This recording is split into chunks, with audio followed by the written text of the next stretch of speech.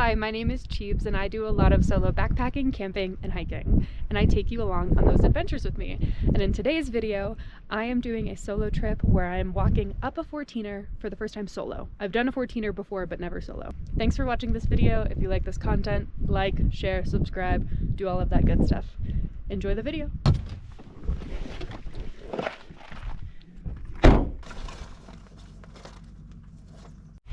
Okay, we are doing a quick 2 days, 1 night solo in the backcountry. We are in Inyo National Forest.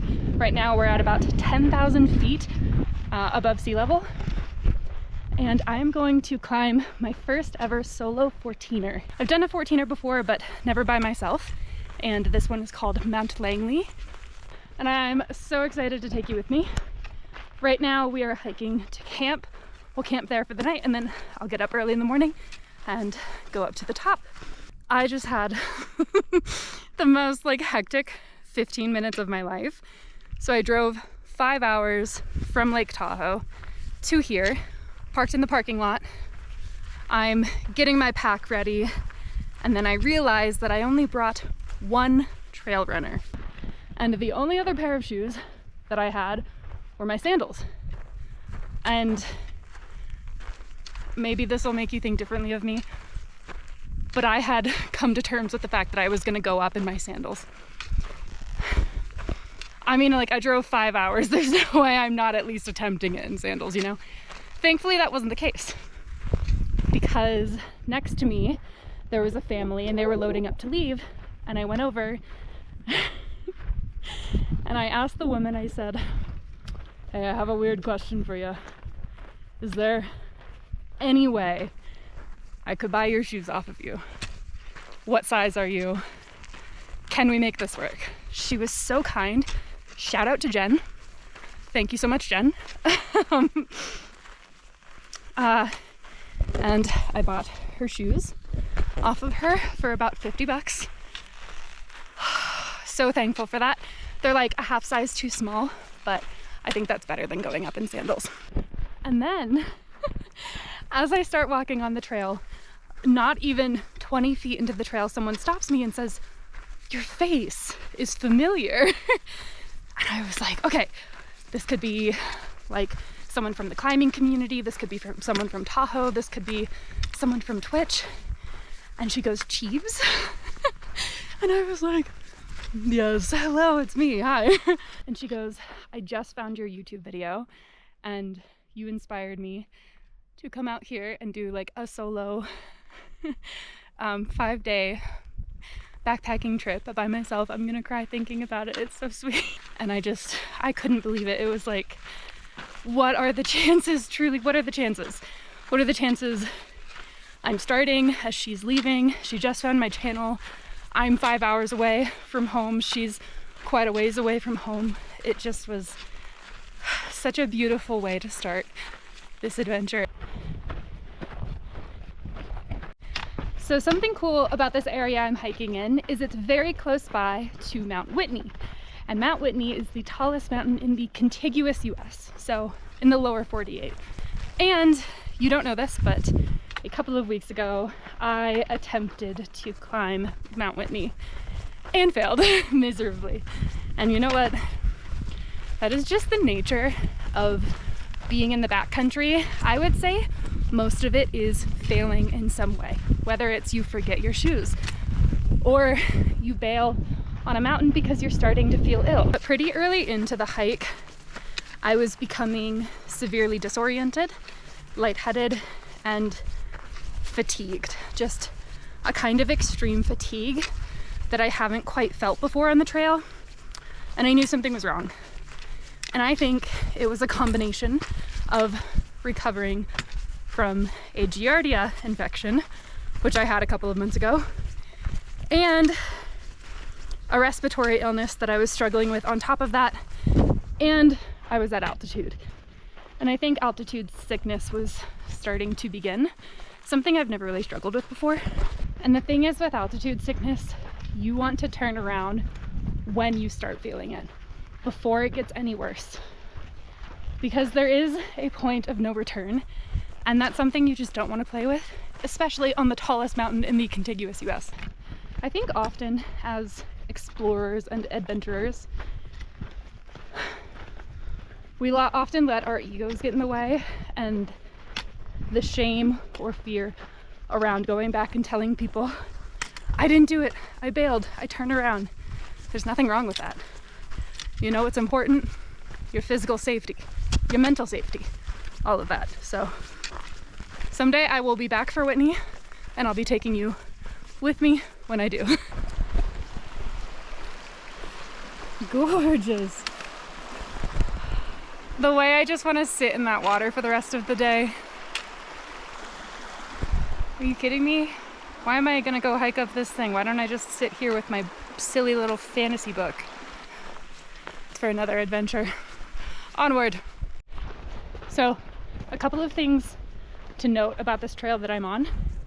You do need a permit, so you have to look and see if there are any available registrations, which usually a trail like this booked pretty far in advance, but there is a free service, which I'll link down below, in which you can sign up for email alerts if any permits become available last minute, which is what I did.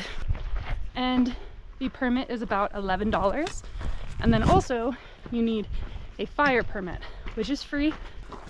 I'll link the website below, and you just have to watch a little video, take a little quiz about fire safety, and then print out your permits and have them with you. And it's not enough for them to be on your phone. You physically have to have them with you.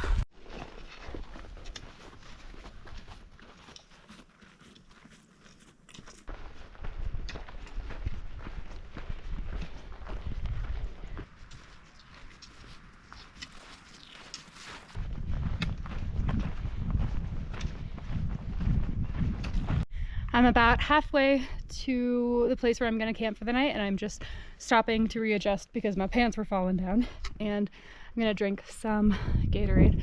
I just bought a Gatorade bottle and poured it into this. As I'm sitting here taking my break, I just heard a donkey screeching in the distance. At least I think it was a donkey. I don't know what else it was. Let me tell you, when you hear a donkey when you're not expecting it, kind of scary. These pants actually turn into shorts, and I'm gonna do that because I'm really hot right now. I thrifted these pants for $2.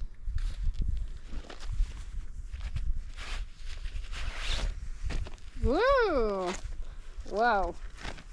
Also, if you see this thing in my ear, that is my headphone. I do keep one headphone in while I listen to my audiobook because I don't want to listen to it out loud. That's just disruptive. But I'm listening to Red Rising by Pierce Brown. If you know, you know.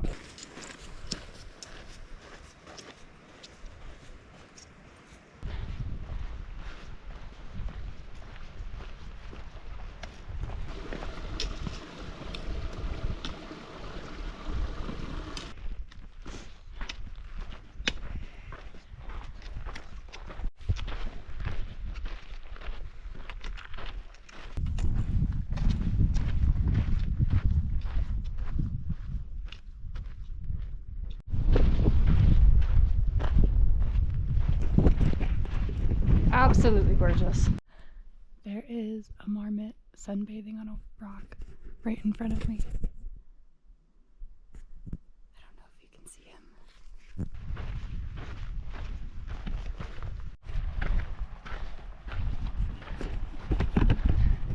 him. So this is lake number 3. We're gonna go up to lake number 4 and number 5 because it is pretty crowded here, which I don't totally mind, but I would prefer to be a little closer to my start trail tomorrow and to have a little more privacy.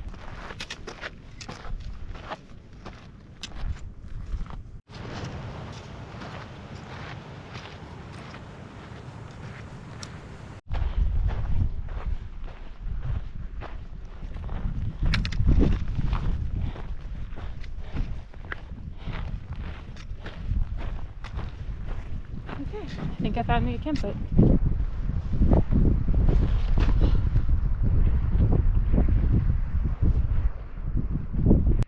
Okay, I have picked out my campsite, I think. When I got to the lake, there were quite a few people.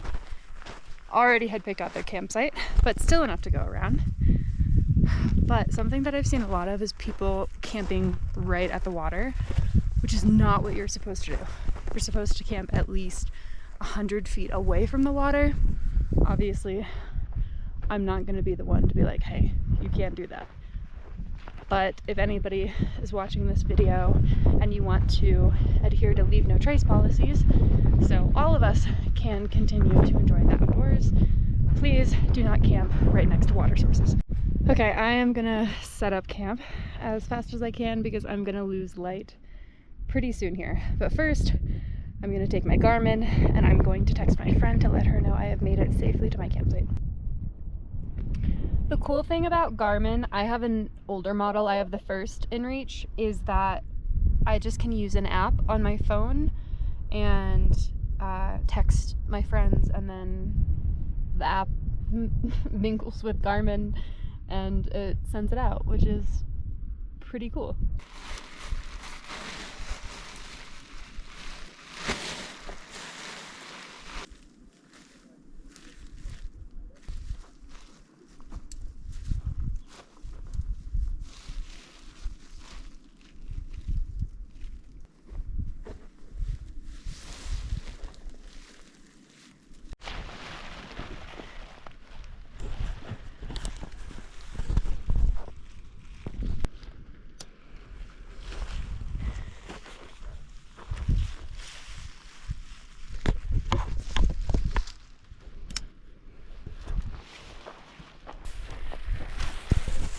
I'm trying to find where the flattest spot is right now because there is kind of like a slant, which is not the worst thing in the world. It just is like a little annoying.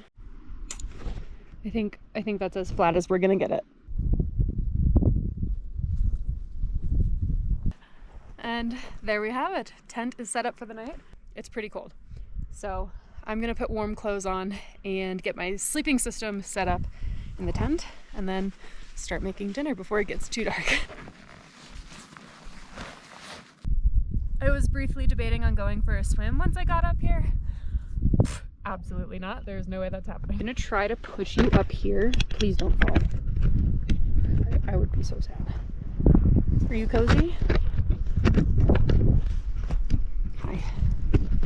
Getting real close and personal here. Give me a C. C. Give me an A. A. Give me an M. M. Give me a P. P. What's that spell? Camp. We're camping tonight. We're camping tonight. We're in the mountains and we're camping tonight. You're camping tonight because you're watching this video, which means you're technically camping with me. Okay, I'm gonna set up my sleep system.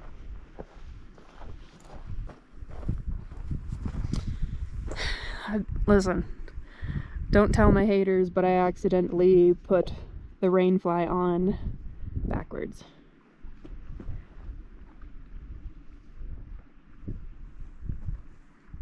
Who's to say? I don't know. We're all looking for the guy who did this.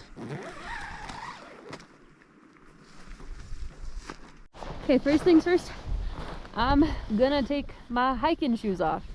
Technically, these aren't even mine. I can't believe that I bought these off of someone in the parking lot. And I can't believe she let me. That's just so nice. That would have been miserable in sandals.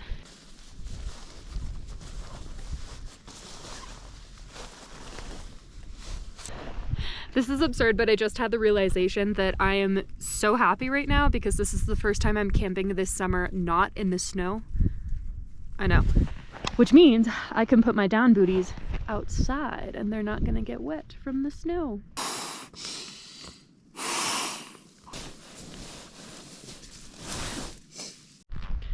Okay, first order of business, now that the tent is set up and everything's in it, I'm gonna drink the rest of this and then I'm gonna go down to the lake and filter my water.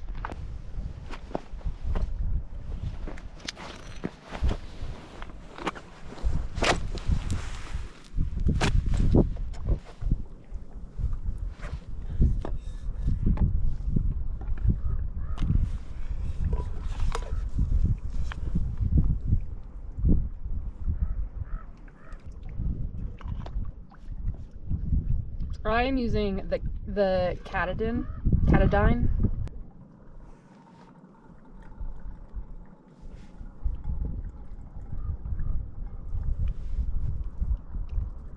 Okay, filled up both of my Nalgene's and my Jetboil, and I'm gonna fill this up and bring it back to camp in case rock. I thought it was a bug that was coming to kill me. I'm gonna fill this up and bring it back in case I want some tea.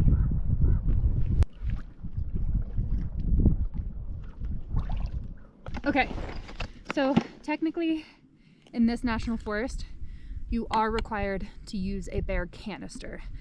An Ursack does not count. Usually I can't keep these open when my fingers are cold, and my fingers are really cold right now. So we'll see.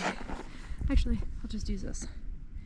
Here, if you are struggling to get your bear can open when your fingies are cold, take something that has like a flat end like this, screw, and push down on the spike. There you go. Didn't even have to use my fingers. Oh my god, I'm smarter than a bear. I don't know about that. They're pretty smart. I might have to get my gloves on. I'm gonna get my gloves on. Oh, I'm so excited for dinner. Where'd you put my phone? It's in my pocket. For dinner tonight, I am going to do this Alfredo, and then I'm gonna put some canned chicken in it. It says bring 1.5 cups to a boil. We have 2 cups in here. So we're gonna pour some out. That is definitely like 1.5 cups. I'm just so happy to be here.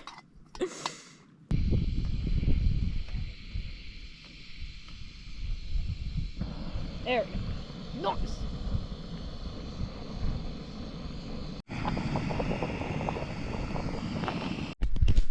Well, good news. It's really, really soupy and just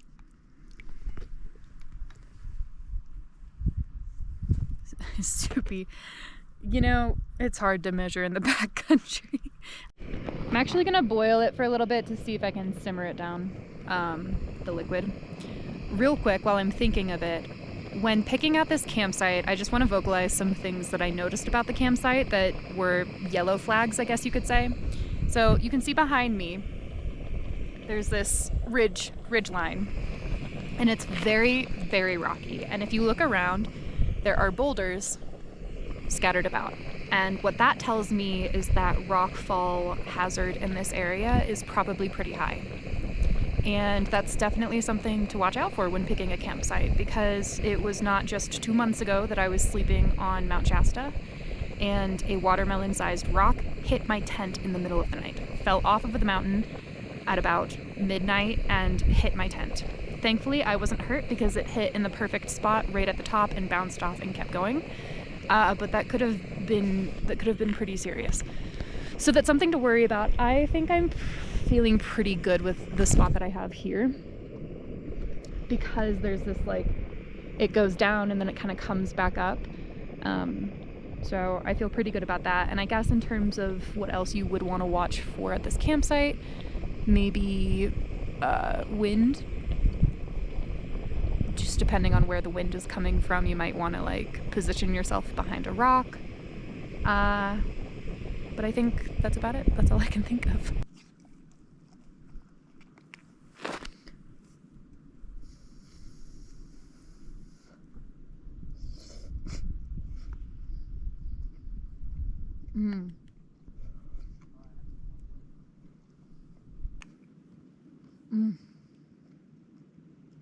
That is hitting the spot.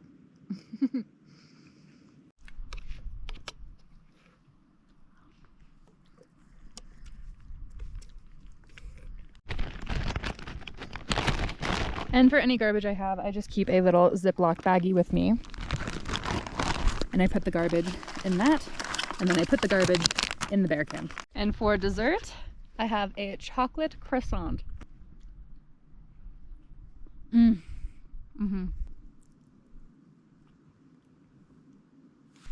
also going to make some tea. However, some noodles got stuck to the bottom of my jet boil.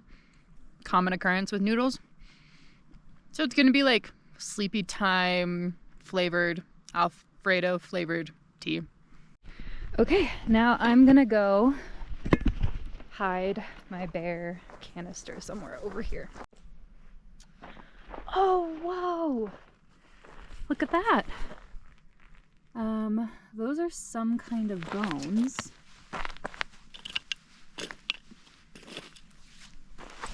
Have no idea what part of the body. Almost looks like a leg. Have no idea. I don't know what part of the body that's from, but that's so cool.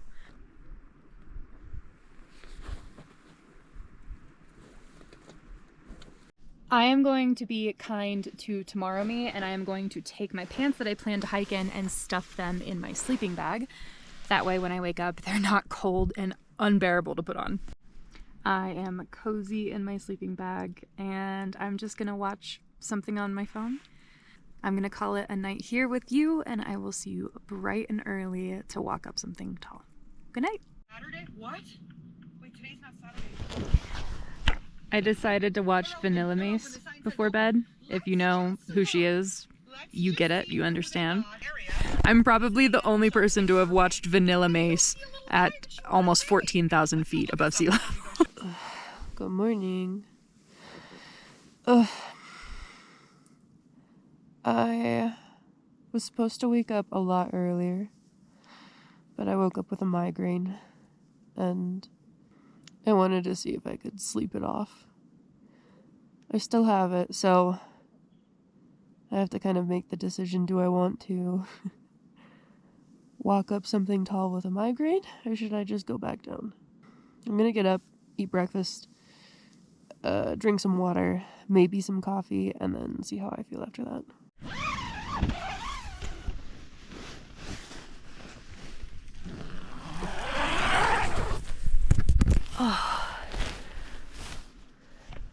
Oh, that sun immediately feels amazing. Good morning. Good morning. Say good morning to the mountains. Good morning, mountains. Okay, let's go get our bear can and get started on some breakfast. You know how a crisp morning just has a very specific kind of smell?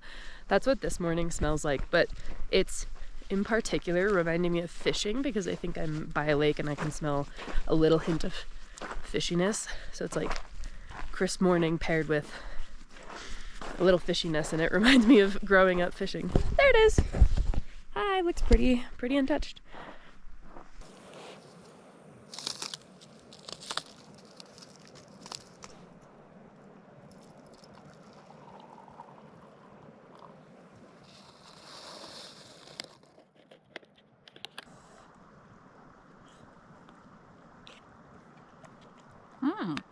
It doesn't taste like Alfredo anymore. So that's exciting. As I'm sitting here eating my breakfast, I'm watching two hikers go up this pass, which is the pass that I plan on going up.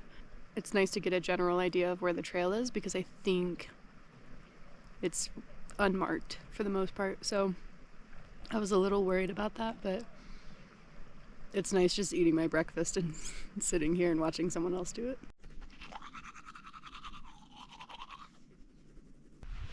So I'm sitting here thinking, having a little bit of a back and forth with myself.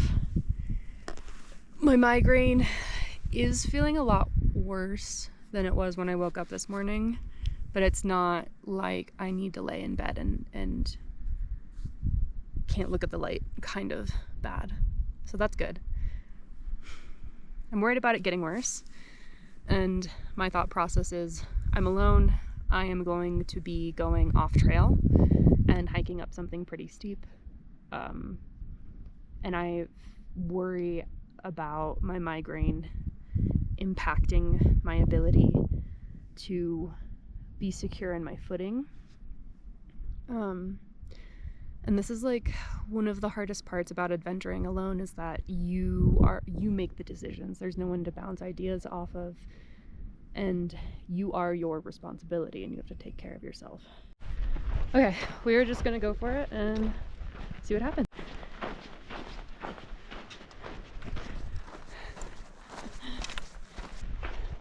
We are going up that and up there and then up to there, hopefully. Fingers crossed. Sometimes when I get moving, it sort of helps my migraine go away. I don't know, sometimes it doesn't, so we'll see what happens today. So I would say in terms of objective hazard in this first part is keeping an eye out for rockfall. So always looking up, not having my headphones in so I can hear what's going on around me.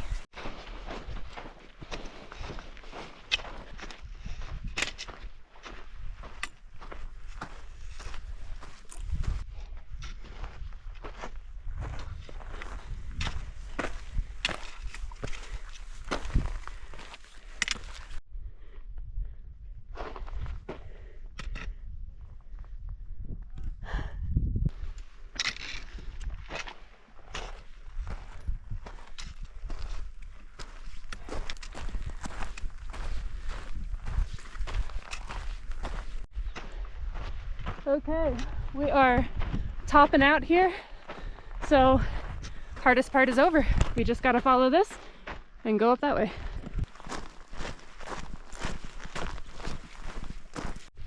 So now it's just an easy 2-mile cruise to the top.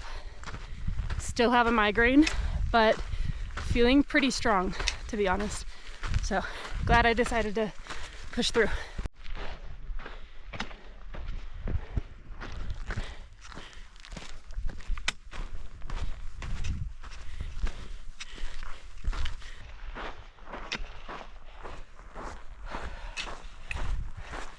Feeling pretty good. I think I have about a mile left before I reach the summit. Migraine is feeling a little worse, but I'm just gonna take it easy, not try to push myself. So I'm taking a little bit of a break right now to force myself to eat and drink water, because I think that is what's needed right now. I'm not hungry, and a beef stick does not taste good right now, but I know that my body needs it. So here, right here, this little pyramid structure built out of rocks is called a cairn, C-A-I-R-N-S. And they've been used for a long time by indigenous folks to mark trails. And some people like to build them for funsies on trails that don't really need to be marked, which you're not really supposed to do. It's kind of like a trail no-no. And then sometimes they are actually used to mark trails, and in that case, do not knock them over, because people need them to find their way, like me. I'm feeling the elevation, as you can tell. I'm really out of breath, but not much further left to go. Just scooting on up to there.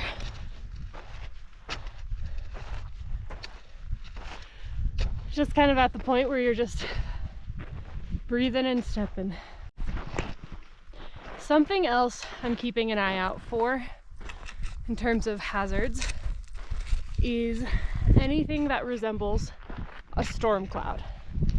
When you're up here and exposed like this, way above the tree line, storms can move in fast, and you do not want to be in an area exposed like this if you see some clouds rolling in. So every now and then I'm looking around. I did check the weather, no storms on the forecast, but in the mountains sometimes they just roll in unannounced, and you want to make sure that you're keeping an eye out for that. We have about 1,000 feet left to go, close to the summit. We're getting there, moving a little bit slower now, but hey, the thing is, I'm moving, and that's the most important thing. You don't have to be the fastest person on the mountain. Slow is fast, and fast is slow sometimes. And if your pace is just step, step, step, that's okay. You're still moving, still grooving, and it's better to move at your own pace than try to push yourself beyond your means, because then you'll just feel like poop, to be honest. Okay, I'll probably check in at the summit. Okay, to be honest, I kind of lost the trail at this point, which is not as scary as it sounds. It's just, it gets real scrambly up in here. So I see some footprints over that way, but I think what I might try to do is just like scramble up through there and get to the top that way. I don't really know what I want to do. Slowly but surely making our way up. Yeah, I've just totally lost the trail at this point, but I'm gonna keep like switchbacking, so I'm gonna go over there and then back up this way. That feels like a good plan to me.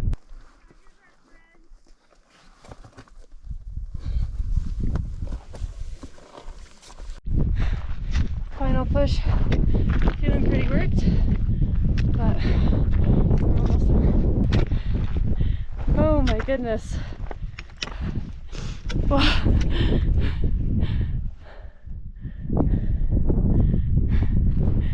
And we're at the top of Mount Langley.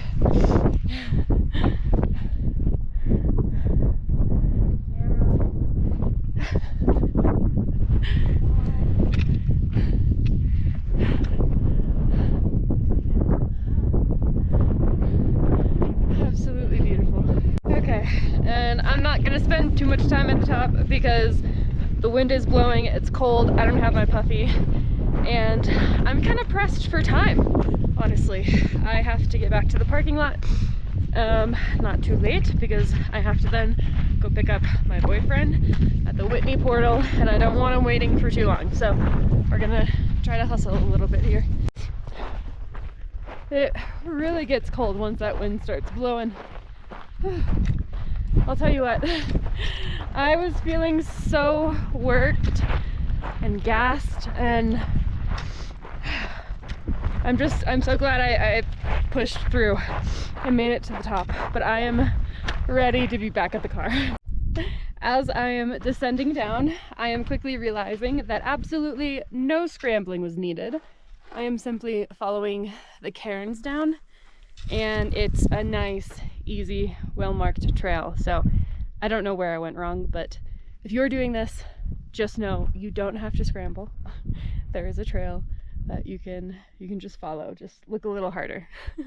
Okay, I am out of the wind a little bit, so I'm gonna stop and take a water break, eat some meat and cheese, because I have probably,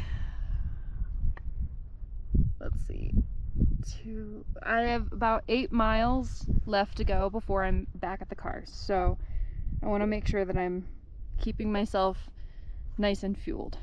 I've got some Gouda, some teriyaki beef.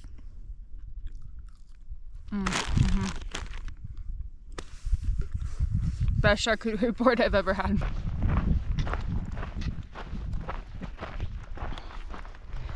And that is where my campsite is. We're gonna make our way back down there, pack up camp, and keep trekking.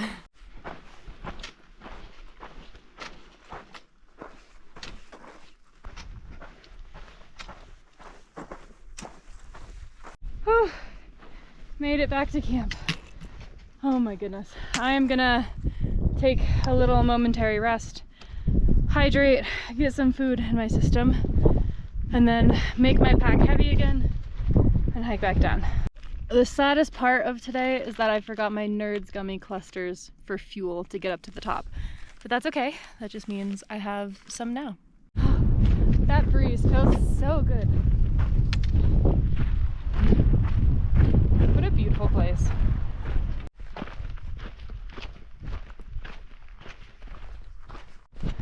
Migraine update, it is still there. Getting a little worse now that I have the heavy pack on. Really digging deep for this last little bit, these last 4 miles. I am enjoying myself. I'm still having a good time. And that's part of an adventure like this, is that challenges will arise and you have to carry yourself through them. And that's what we're doing right now. There to drink. Those are the mules I heard. I didn't record much of that last bit because I just had to lock in and walk, but we made it to the car. Oh. Top 5 best feelings in the world, seeing your car after a really, really long adventure. Okay, well that's gonna do it for me this video. I am off to find me a cheeseburger. Thank you so much for watching. If you like this, share, like, subscribe, all that fun stuff, and I will see you in the next video.